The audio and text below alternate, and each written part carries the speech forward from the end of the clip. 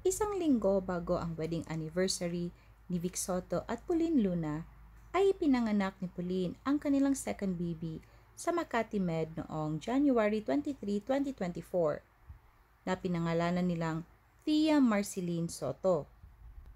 7:20 ng umaga iniluwal si Baby Thea na may timbang na 3.6 kilograms.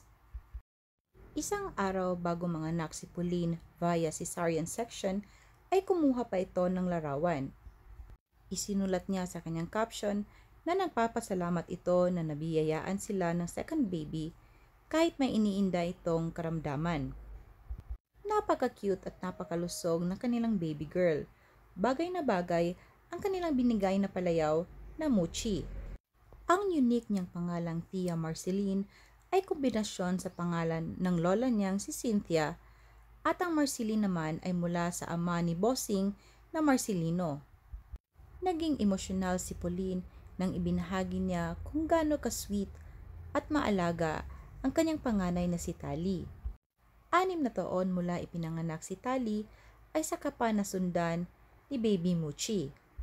Masayang-masaya namang ibinahagi ni Mami Pauline na sa wakas ay nagkaroon din siya ng breast milk. Dahil nung ipinanganak niya si Tali, dahil kahit konti ay wala itong breast milk.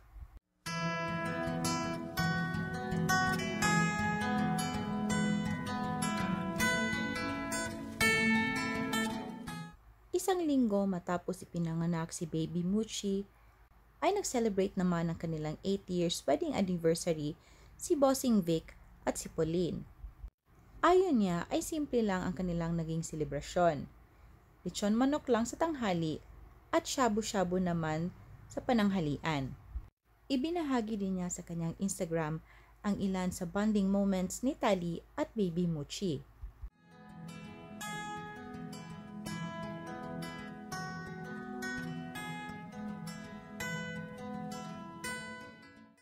Nagpaabot naman ng mga well wishes, congratulatory notes at gifts ang ilan sa kanilang mga kaibigan, pamilya at katrabaho.